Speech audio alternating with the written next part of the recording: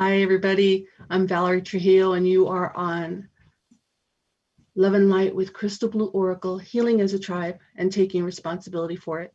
And we're on the Transformation Talk Radio Talk Network. Today, I have a special guest. She's my teacher, my mentor, and my friend, Katherine Skaggs. Hi, Katherine. Hey, Valerie. Hi, everyone.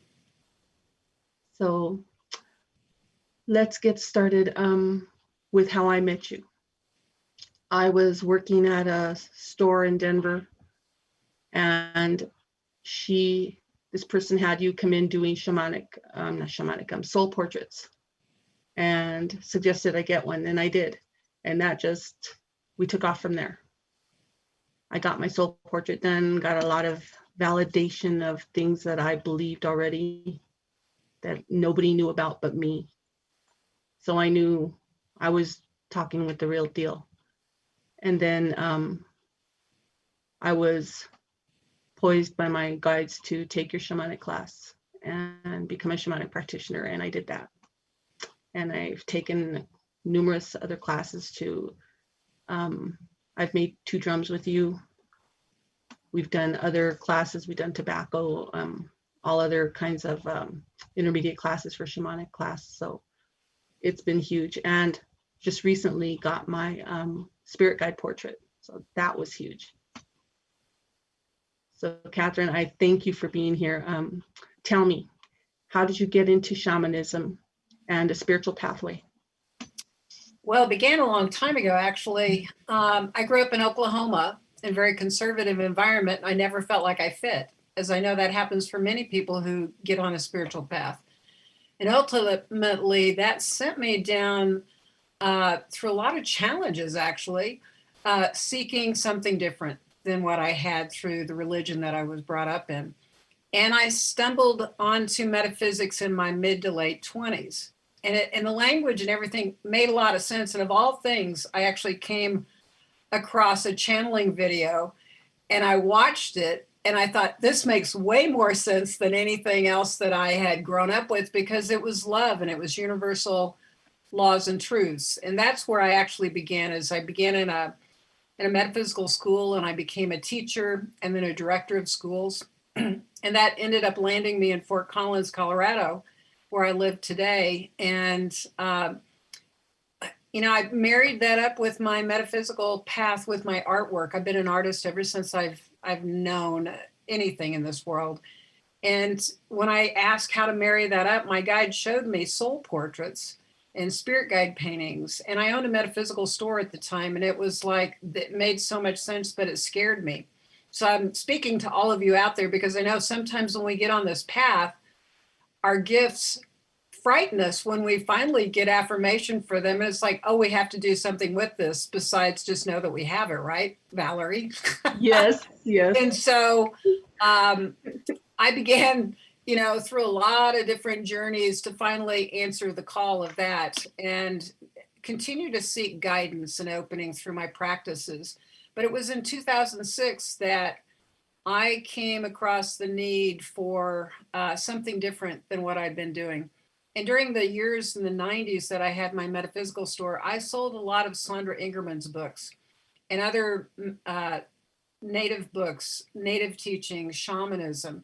And I always thought I would find someone to study with, but no one ever really showed up. I had good fortune of meeting several people, but it never gelled out. So in 2006, I actually went through a difficult time in that I lost a relationship very suddenly. And I knew that that could be a bad deal for me because I'd already gone through one dark night of the soul. And I thought, I don't want to do that again. And my guides I started to hear Sandra Ingerman's name over and over and over. And I felt like I was being guided to find her because I knew she'd taught thousands and thousands of people around the world. And the funny thing is, she was on sabbatical, so good thing for Google and the internet that was happening back then, so I could expand that way.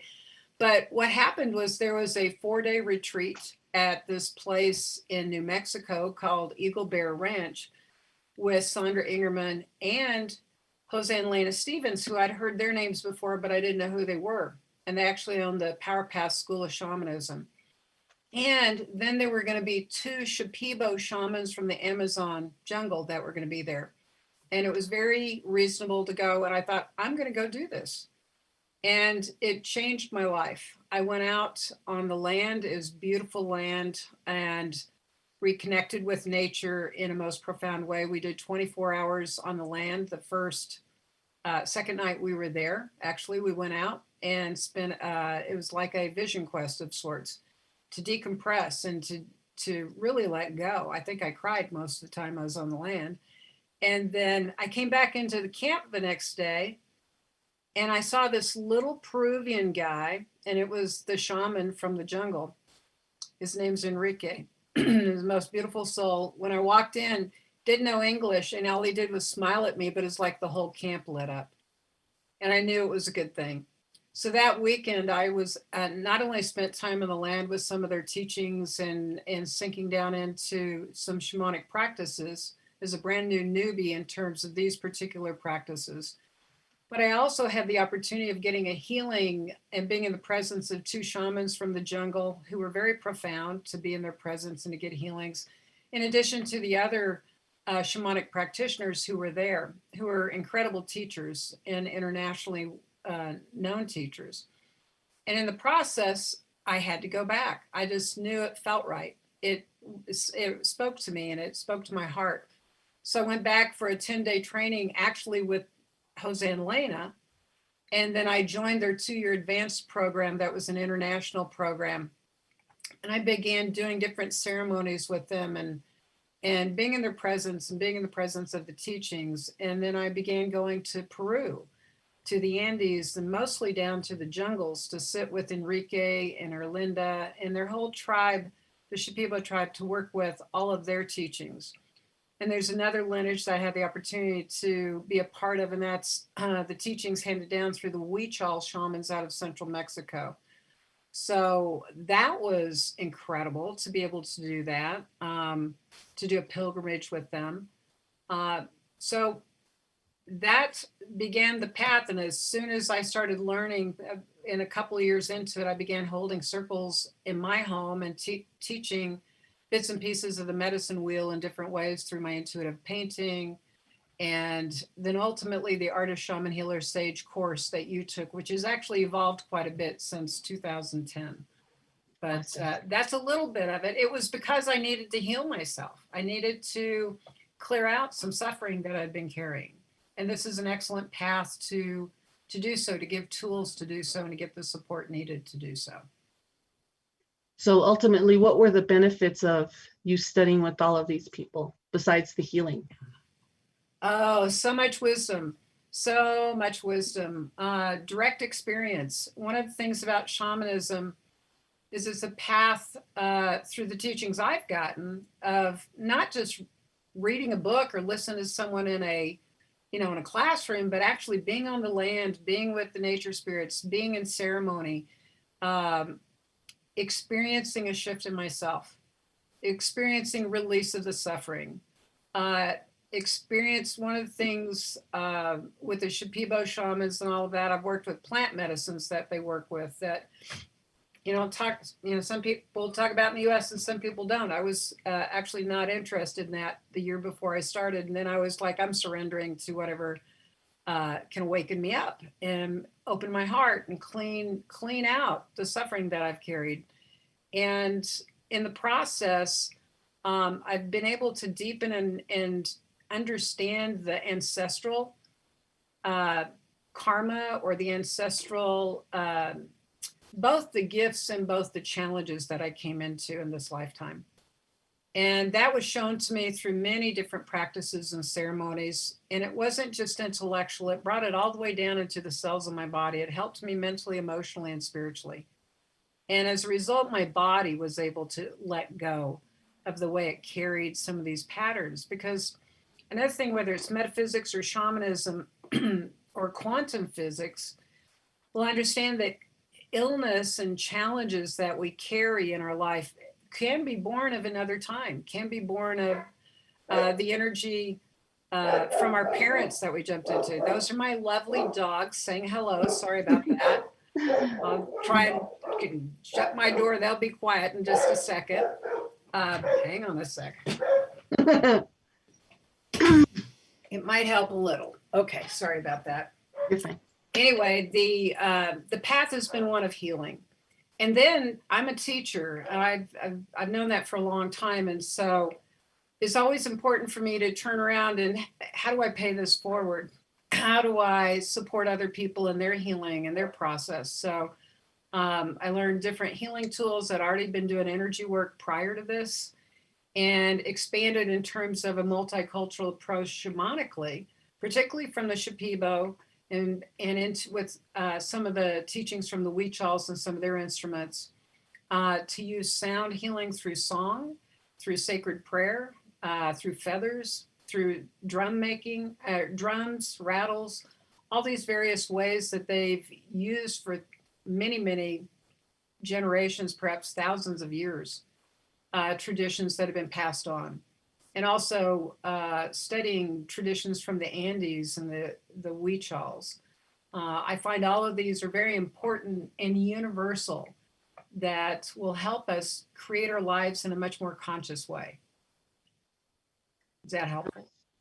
Yes, I was very blessed to have taken your class and learned about the drum journeying, making drums myself, making all the tools. It opened me up. I knew I was an artist before, and I never made time for it. I always let myself be distracted by taking care of family and letting other things distract me that were not of just me concentrating on me. And after I started taking your class, I changed all of that. It was just wonderful. Okay, so I'm curious, what was the jungle like? I mean, I don't like bugs. What was it like? Intense. It's not for sissies, let me tell you.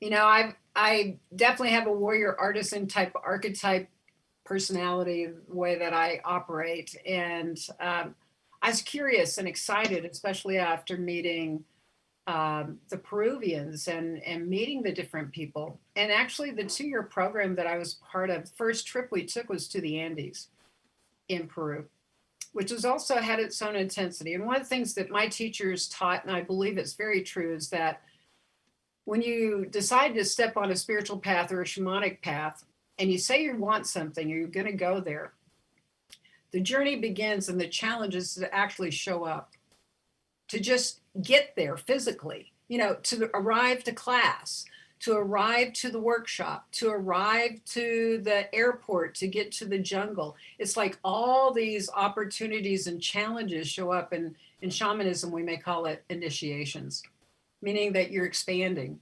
And it might be a challenge to expand into a new way of being. And so the jungle held plenty of opportunities to clean away the ego, you know, whether it be bugs, or whether it be some of the ceremonial work that's deep. You know, some of the reasons that I've gone to the jungle multiple times is to literally diet with the plant spirits and the medicine of the plants there. So to learn extraction work, or to learn some of their healing practices, you have to go through certain steps and certain initiations. Now, Valerie did mention tobacco earlier, and some of you might be thinking, what is she talking about? Tobacco. And that's what I thought when I first got around this, when I saw what looked like big old cigarettes being blown onto people to clean them off, like sage or smudge. However, sacred tobacco and a relationship with tobacco that is sacred and not unconscious, it's one of the plants in the jungle that the shamans work with and train us to work with to clean energy, to clean dense energy that we call hucha, anything that has fear, anything that has trauma in it, low vibrational energy that's basically deadening. So the prayers go into the plant, the prayers go into the tobacco. And when it's lit, it's not inhaled, it's only prayed into. And then we blow that upon someone. We find dense areas in the energy field of the body and we clean it out with the tobacco. And then we put songs and prayers in to bless someone and to restore them into harmony. We put songs back into them. So I went to the jungle to train, to sit with them in ceremony. And I literally, we come in and we work with ayahuasca, we work with a ladder of plants. And the first night of ceremony is literally getting cleaned out with the grandmother medicine of ayahuasca and sacred ceremony. And then the next morning we start at dawn and we begin, the shamans pray into a drink that's made from the plant that you're dieting with at the time. And we do this for 7 days, literally from dawn until 3 p.m. we would be fasting, and we've drank medicine made just from that plant. So tobacco is like fire. It's a fire medicine. It's a male energy spirit. And it was like, oh my gosh, I just got to keep this down because I have fire in my belly. But it puts you in a little bit of a dreamy state. And that particular, I should have sent you the Al Shama Jaguar medicine painting, the one that sits behind my chair in my studio, because that painting came out of my first dieta in the jungle, which was a tobacco dieta, to pray with tobacco in silence all day, to sit with the medicine in my body. Because with 7 days of that, I think this is the gringo initiation for those of us from the States or other parts that are not Peruvian, is that we do this every day for 7 days. And so we only really have a snack at night and are just getting full of these plants. And in the process, they'll tell you that by the 7th day, they'll activate in your energy body and in your physical self. And on the 7th day, I experienced this zoop where I felt it go through me. And I'm like, oh my gosh, that's it. And it's the process of becoming an ally with that particular plant medicine. And ally relationships are a really big deal with shamanism, in that the allies, if you make a really good ally, they protect you. Just think about all the people you love that are good friends that you trust. That's what these plants are. That's what the spirits of the animals and the birds are, is they could become very good allies as we honor them for their power and their gifts, and we respect them. And then we give them gratitude. That's how you build a relationship, whether it be an angel or a plant, that it's a way that they will come back to you, that they will talk to you, that they will reveal their consciousness and their power. And in the process, you begin to have the experience of it instead of just the idea or the belief of it. And that's what the jungle's done for me over and over. As I've been down there a dozen times probably since 2008, I think was my first trip, maybe 9. But in the process, no, it was fall of 2008, I went down for my first trip. And that was to the Andes, actually. But the blessing of being with these shamans is you learn their ways. It gets you out of your element. If you're from the States or another country, it challenges you because it's third world, and which is great. See if you can show up and just be present and engage the teachings that you're learning, or if your personality is just going to complain, because that happens. All your stuff comes up, so it can get cleaned out. And I've met beautiful people along the way who are on the same path, and made many friends over the years all around the world as a result of getting to do this work.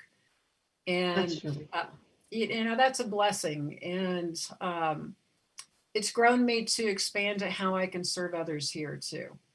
And what tribe really means. I think it teaches me all the time. I'm expanding in that all the time. And that's why I wrote my book, Artist Shaman Healer Sage, that I do want to put a plug in for, because it has a lot of these different rituals and ceremonies that are foundational, but some of them are way more than foundational than what I got in the beginning. I was in the jungle in 2018 with a different group of Shipibo. And I learned a whole nother smoke bath that I had never learned. I had never had that experience with my other group. And so I have this secret Peruvian smoke bath in my book that you got to experience this last year. Yes, I did. Yeah. I did. And it's excellent at cleaning the energy field, cleaning your heart, and helping you reset. And I think that's one thing we need all the time, of how to be human and how to be spiritual, is we need to reset from just our limited human selves and have practices that are that make sense, that resonate with us, that help us to stay clean on all levels energetically, so we can stay in a higher frequency. And I like those ceremonies because there's things that we can do Absolutely. regularly. Absolutely. You know, one of the things, Valerie, that came to me as I was finishing my book was to put in a place in the back that I'm going to use as part of my ASAP marketing, promo, whatever, speaking to people about why this is valuable to them. And it's that it's something to share. It's something to practice yourself. It's something that you want to share with someone else, that you want to find your tribe mates through people who resonate with you. We need each other. People who want to learn and say, hey, you look really cool and shiny. What's going on with you? How'd you get there? You know, and that paying it back, paying it forward is the way that this world comes back to a more beautiful reality. You know, one of the proponents of metaphysics or shamanism that has always spoken to me is that I create my reality, or I dream my reality. And that this is an illusion. This is a dream. It seems very real, and we're very oftentimes stuck in it. Sometimes we don't believe we can change it. Many people don't believe they can change it. And yet, these are universal laws and truths. What I found in shamanism reflected everything I'd been learning since I was 20 something, with all the metaphysical laws and truths that seem very important to me to understand the divine laws if I want to manifest and create here in a manner that I'm healthy, that I'm abundant, that I have good people and friends around me, and that life can be fun. Because this is, if you look at the outer landscape and you look at the news, it doesn't look like a lot of fun. There's an incredible polarity taking place right now. And for all of us spiritual folks, we came now for a reason. And there are many prophecies from the Hopi, many shamanic peoples, in addition to others who have talked about these times. Astrologers understand we are in a reckoning and in a cleaning out of all the things that we need to let go of that are not love, so that we can come back to a place of greater harmony. That is awesome. So how do you think some of this shamanism can help people in the modern world, besides the things you just talked about? I mean, well, you certainly don't have to go to the jungle. It really is for us wild people who want to get out on the edges there. But you can, if you can, get outside, get out in nature. I've got visualizations, even if you can do inside.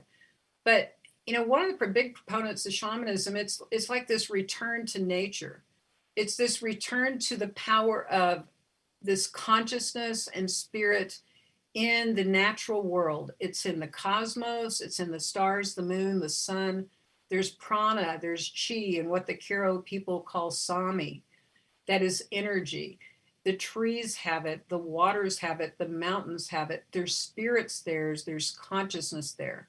One of the easiest ways that we can return to balance, to step away from our computers and our devices, to step away from looking into that phone, and to step out into nature and get some sunshine, to literally go up to a tree and say hello, and to be still with it. Tree huggers have good ideas, folks, because I can tell you, if you can get down on the ground and you can get into nature, The Japanese are proving through forest bathing how energy from nature heals.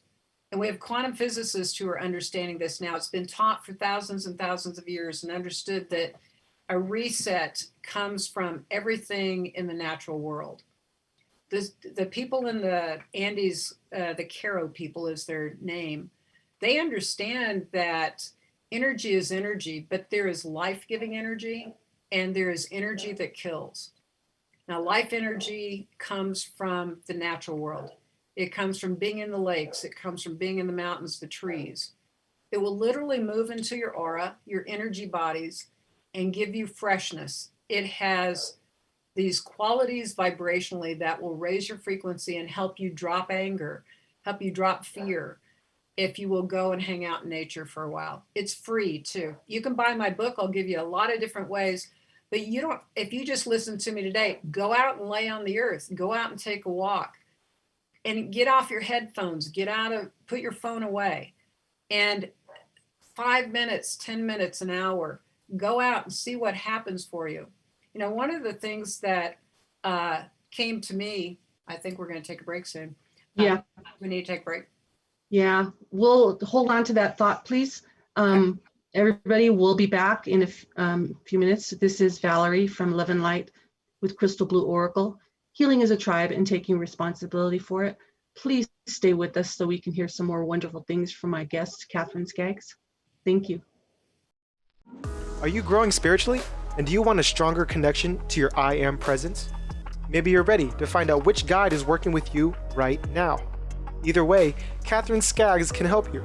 Katherine Skaggs is a visionary artist, teacher, shamanic practitioner, healer, and guide, inspired to bring beauty, love, soul healing, and a vision of inspiration to others through archetypal art, empowering coursework, intuitive guidance, and healing. Katherine is also the artist and co-creator of the best-selling Mythical Goddess Tarot deck with author Sage Holloway. You will find that Katherine is gifted and has the wisdom beyond her years to help you find your way, connect with your true self, and to strengthen your connection to your guides.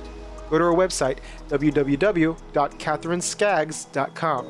That's KATHERINESKAGGS.com to see the art that will touch your soul. Hi, this is Valerie with Love and Light with Crystal Blue Oracle, healing as a tribe and taking responsibility for it. And I have my guest, Katherine Skaggs, on today. Before we start with that, I want to make sure I give you all my website and email address. That's crystalblueoracle@yahoo.com for my email and crystalblueoracle.com for my web address. If you would be interested in being a guest, send me an email. I would be more than happy to work with you. Okay, Katherine, we were talking about connecting with the earth. Yes, and one of the things that I was saying about practical shamanism for modern age is some very simple things are to get outside and to really drop down into connecting with nature. And one of the ways, I heard this great story when I began this work that really spoke to me, that I've shared with a lot of my students over the years. And it's actually one that Sandra Ingerman tells in one of her books. I'm sorry to say, I think it's out of Healing Toxic Thoughts, but I'm not positive that's the right book. But I like to, tell this story because it's so practical and it's so simple, but it may not always be easy because life isn't always easy to make those good choices. It's a series of choices as best as we can do. But one day there was this woman who went to the doctor and she was very ill. She was physically ill. She was financially ill. She'd lost everything. Nothing was good. And the doctor knew this, and she knew that what she was struggling for. And the doctor was pretty wise, though. I think she must have been a shamanic practitioner from what she told her to do. She said, you know what you need to do? You need to get out of the city. You need to go up to the mountains and go to a little cabin and get away. And every day for a year, you need to lay face down on the earth and do that religiously. She said, and if you will do this, you will get well. So the doctor goes upon her way, and the woman says, okay, I'm going to do this. She didn't have a lot of other choices. So she found her way into the mountains, and she did as the doctor said. So about a year later, The doctor's at this great conference. She's got one of her comrades next to her, and they're talking very intensely.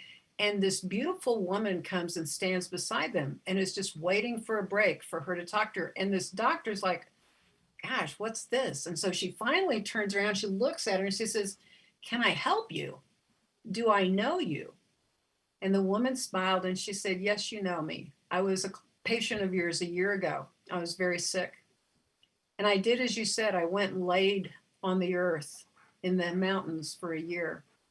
And she said, I'm all well now. I did exactly as you said, and it healed me. And that little story is the truth of what nature's powers are.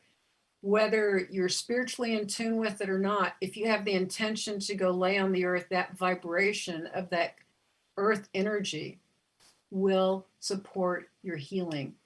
The more conscious you are, the more you intend and pray with Mother Earth and with all her elements, the more you're going to be aware of the energy shift, both internally and externally.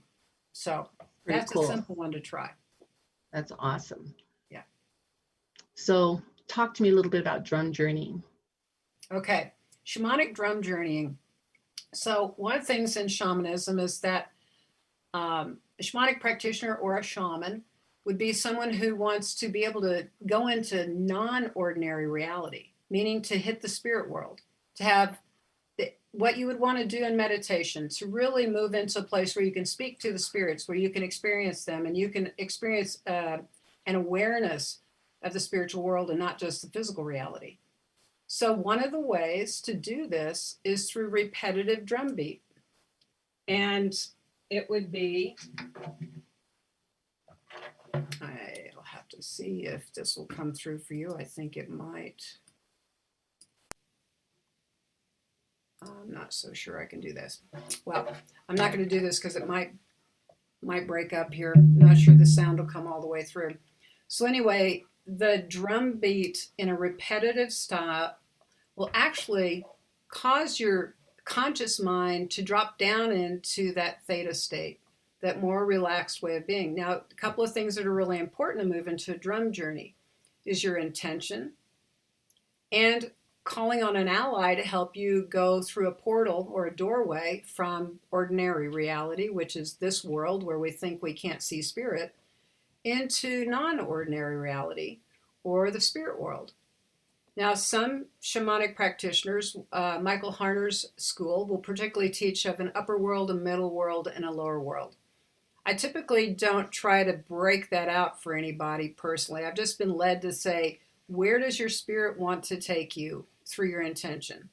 And you'll know if you're in a more heavenly setting or something that looks like ordinary world. And as long as you're seeking with a clear heart, your guides, your angels, your helpers will come to you to help you travel. And it may take some practice, because the first thing that usually happens is someone, and I was like this when I began my meditations and my spiritual practices, I can't see anything. I don't feel anything. They don't talk to me. I said that. And now it's like breathing. So it's like, okay, the first thing is to clear the mind, to clear out doubt. And so practice. Like any great artist, any great musician, it takes practice. And we all have a beginning place. So the same is true for journeying. It's learning to relax. And so what are your questions? Did I explain that okay? Yeah. Usually 10-minute journey, 15-minute journey, longer is fine. But if you get a good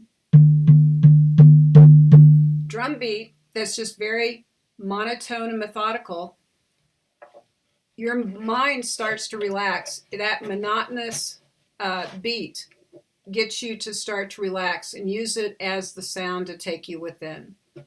And again, intention, and always calling a shamanic helper to go with you and help you get to answers, to help you get to healing, to help you get to feeling a vibration of wellness or joy again if you're not feeling that.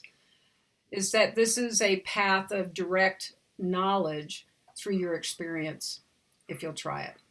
That's awesome. Okay, I need to talk about this because this is important, because this has affected me.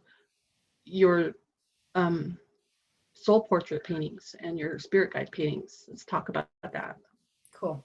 So I'm an intuitive artist, and since the early 90s have been putting my art and my spirituality together. And when I began to pray and ask how do they come together, my guides came to me and just pretty much screamed, yelled in my ear, or it's very loud in my head. I heard soul portraits. Took about a year. I asked a year earlier, and it took that long for it to come to me. Either or they were just trying to get through, and I couldn't hear them. And finally, one day when I heard it, I thought, oh my God, I knew exactly what it was. And so this process of a soul portrait or a spirit guide painting, where basically I'm just like this, but I'm able to perceive energetically your soul essence or your spirit guides. So I work as an intuitive, and I used to think I couldn't see, like I said earlier, as I began this work. But as I engage with your intention, every time I work with someone, my guidance that helps open what I call the portal or the doorway to your spirit or to your spirit guides is through your heartfelt intention. Your humility for really calling in healing or guidance or whatever you need right now. So I invite people before we sit or before I work with them on Zoom, because I do this all for people all around the world, is to focus on what's their purpose for connecting to their higher self. Is it because you need guidance, you need support and healing, you need to know who you are? That was one of the things about soul portraits I was so clear about, was people don't remember who they are. You think you're this person in the mirror, and that just has a story from who your parents were and what you were growing up, and that's only part of the story. That's just this much of who you are. That's your personality, and that's the experiences of this finite life, but you're an eternal being of light. And this helps tap into this larger matrix of your multidimensional soul self, who's absolutely vast. And your intention, I used to describe it to my clients in that you're like a beautiful faceted diamond. And every time you put in an intention for why you're having this done or opening up the portal, it like spins the diamond to a particular facet to help you go in to explore some of the energy and essence of who you are that may have particular gifts from various lifetimes that are very significant to that intention, or specific messages from that lifetime. The same is true with your spirit guides. I typically, I ask for your prayers, intentions, questions you may have for your guides. And what happens is I dial up, and I typically am aware of one main guide stepping forward with usually 5 or 6 others who are there that are part of your team who've been with you since birth. Now, on occasion, there can be a changing of the guards. I don't know how often it happens, to tell you the truth. I don't always find it, but on occasion I have a specialty guide who comes in. And as people expand in their spirituality, one of the things too is there's these larger, I'm going to call them archetypes of ascended masters. They're real, but ascended masters, archangels, these other divine beings of light who like work with thousands and thousands, millions, and gazillions of people, souls. And some of them have specific purposes for our planet or the cosmos. And so like Melchizedek is one that works with many, many, is not just a personal guide, but maybe a specific guide for any one of you. And what I've found through understanding ancestral work and shamanism is that you have spiritual ancestry too. So you may have Jesus or Buddha or Lao Tzu, because you have spent lifetimes and been in places with them, in soul places that are still important to you here and now, and that these open up that weaving of understanding how big you are and what you're connected to. Because it's like, I meet a lot of people who work with Archangel Michael. I'm a Michaelite. I've known that for a long time.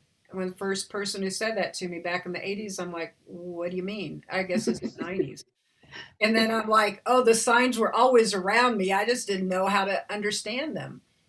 And so signs, symbols, energy, frequencies, colors, that represent vibrational frequencies come in. One of the things that's been happening for quite a few years now are light codes that come in that look like I'm scribbling or putting interesting symbols around in your painting. Some symbols come through very big and specific for a person, either in a spirit guide or a soul portrait.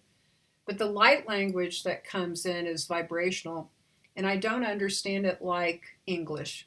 It's not like ABCD. Uh-oh. I know we She gets froze a stuck. little bit. I can see you're froze. Am I froze? There you go. There.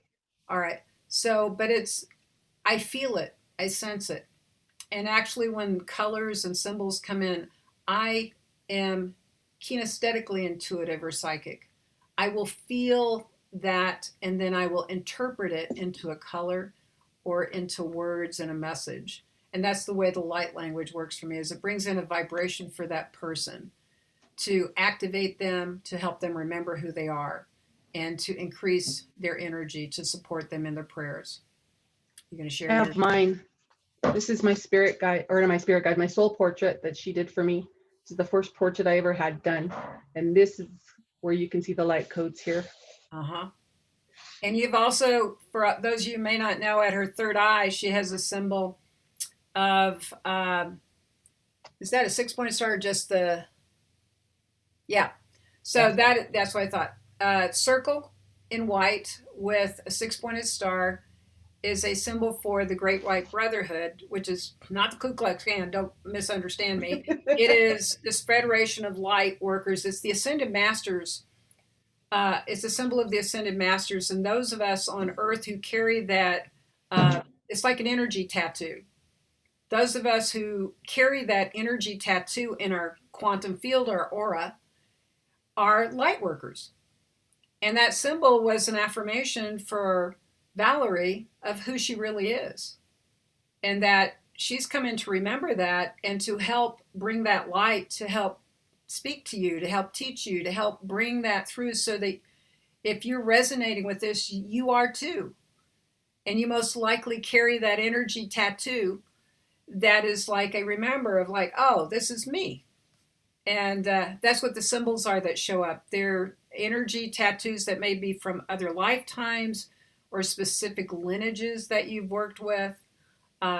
It's fascinating, and it's affirming all the way around. Well, I also have my soul spirit guide portrait, and this is, I was floored to have this as my spirit guide. And I know it's a specialized time for him to come in for me, but usually I have Archangel Michael in the forefront of my guides, and this is Metatron. And he came through in my spirit guide portrait, and he's working with me now. And I'm just like beyond anything. I mean, I love this portrait. This is just gorgeous. He's lovely. Yeah. It's a delight working with him. And just for everybody to know before we continue, Katherine is selling her products. And if you use the code, I think it's VAL10G as a product code, you'll get a discount of 10% if you buy product from her website, which is KatherineSkaggs.com. Had to plug for you. Thank you. So when you connect with spirit guides, totem animals, plant spirits, earth spirits, and angels, I was thinking about that today. That includes fairies, right? Oh, yeah. Actually, someone just asked me to do a children's fairy deck this next year, and I'm like, oh my gosh. yes. So as the book goes out in April, then I'm finishing up the Masters of Light Wisdom Oracle, which is angels, ascended masters, divine beings of light. That'll come out later this fall. But then the next project, I think, is going to be the fairies. And I'm like, oh, yes. That is going to be so cool. Yeah. I'm so happy for you on that. So what actually inspired you to write your book? What? Well, my experiences and the transformation of these teachings and how it's made a difference in my life, but also the fact that I started teaching Artist Shaman Healer Sage, I think, I'm trying to find if it was 2010 or 11. And I've been teaching this curriculum for, since then. And so for 10 years plus. And I've been teaching metaphysical universal laws and truths for 30 years. And I always knew I had a book or two or 10 in me. And it was just time. My curriculum was the foundation for this book. My experiences with my students, because I know that recently one of your classmates knows another one of my students who was in a very small class many, many, many years ago. It's like I should have probably not even had it that season, but I did anyway. And I learned a lot. And he said he talked to this person who just graduated last year out of your class. And he said, boy, there's a lot of other stuff in there. I'm like, yeah, there is. There's been a lot come along over the years. And, I really know that as I give, so do I receive. And I've never been more blessed than to share my artwork, the soul portrait process, these teachings, these classes. And I want to make a difference in the world. And I want to give humanity something that's a blessing beyond what I've done. I mean, I know that you can impact one person to make a difference in the world every day long. And, just a simple smile. It's so simple what all we have to do, but I've been blessed to have the experiences I have and to have the gift of painting that I have and intuition. And I'm a pretty decent writer, I have to say. Something I've always loved to do. So this was a calling. I had to do it. I just had to do it, Valerie, because I want to connect to as many people possible to say, we can get back to our hearts. We can do what your whole show is about. We can heal personally and take responsibility. And then we can meet others in the same manner of respect. And we can do this. Because ultimately these teachings are that we have to be responsible to our response to the world. If we think of responsibility and we break that word out, it means the ability to respond. Now, sometimes if we've been afraid or we've been hurt along the way or we've gone through a trauma, we don't have the ability to respond well. We typically react. And that's where we get into anger and we get into hatred, and we get into divisiveness. And you did this to me. And I'm like, wait a minute, let's stop. If you go back to tribal ways, some of the first social justice was in the tribes where, like the Maori understand this very well, is that you two talk to each other, look into each other's eyes, and you both take responsibility, and then you say, I'm sorry, because you're both contributing to the problem. And if you take responsibility and you start saying, I'm sorry, and doing these things to let go, we will heal this. And I believe so firmly our world needs more love, more potent focus on how to get there. And then the world will be different. And I want to contribute to that.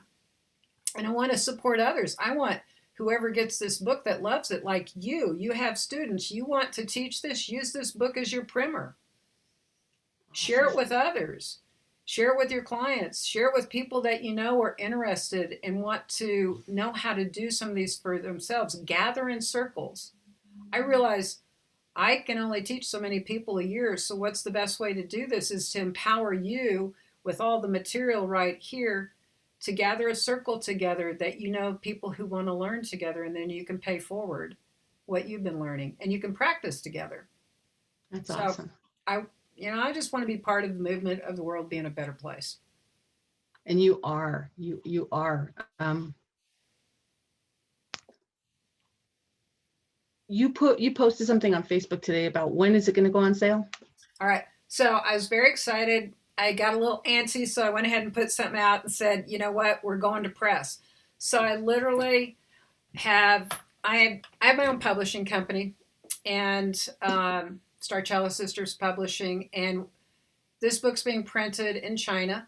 It takes about 10 to 12 weeks, and the files are going off in the next 24 hours. Woo! So and so I'm like, yay. I thought they'd be there 3 months ago, and yet, nope, it's here now. And so I expect to have the physical books in hand by mid-April. and they could be a little later. So I will be posting something on my website for pre-sales going on coming up, where you'll get a book for being one of the first people to order before the books are physically here, being patient. And also you'll get a 6x9 image of Jaguar Shaman, which is the picture on the book. And you'll get a bookmark. And I'm working on some other things that if you want to get a few other things, you can do that too. But by the end of April, I know people will be getting books in their hands. Cool. And you're going to have all this on your website soon. Yes, absolutely. That's going to be going up by the early next week. That's on that's on our work to do now. Awesome. I'm excited for that. That's really good. So do you have anything that you think we need to go over real quick? Like, if anybody wants a soul portrait or a spirit guide painting, you can buy that on my website. Everything is discounted right now, and over what it typically is, because the world is changing and I want to make it available to people, but it can ship anywhere in the world. I've shipped it everywhere. So you can join me live on Zoom and get a recorded video of your painting in addition to a 16x20 canvas of your painting with all the guidance that comes with it. I'm also the artist of the Mythical Goddess Tarot, which we didn't really talk about. So I've done a lot of work with the divine feminine and the goddess. And that deck has been out for 10 years, is an iconic bestseller. I highly encourage anyone who wants to do tarot oracle readings that it is a wonderful portal for working with the divine feminine and the archetypes of the tarot, but all through the voice of the divine feminine. It also brings a great deal of healing. that's awesome. I myself have this deck and I've used it, and also too, she has little tiny cards and of the stuff in the deck. It's awesome too. It has ascended masters and goddesses and stuff. It's really, really good. I am so thankful to have you here with me today, Katherine. Everybody, this was a blessing for us. If you are interested in buying any products from Katherine, get it from her on her website. Use my code VAL10G to get 10% off on products only. Next February 9th, my show will be on signs. As people pass away and stuff, we lose sight of what's going on with our loved ones, and that could be even guides and stuff. So I'm going to talk a lot about that on February 9th. Love and Light with Crystal Blue Oracle, healing as a tribe and taking responsibility for it. We'll see you next time. Thank you so much.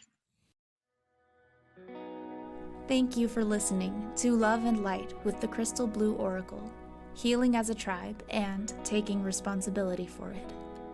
Tune in next time for more powerful conversations, spiritually crafted to jumpstart your healing journey so you can own your spiritual gifts, and in turn, shed that light on the people around you so they can do the same. Embrace the confusion, the fear, the strength. Let go of your limiting beliefs.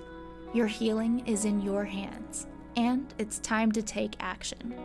Find your tribe, heal together, in love and light. For more information about Valerie and her services, visit crystalblueoracle.com.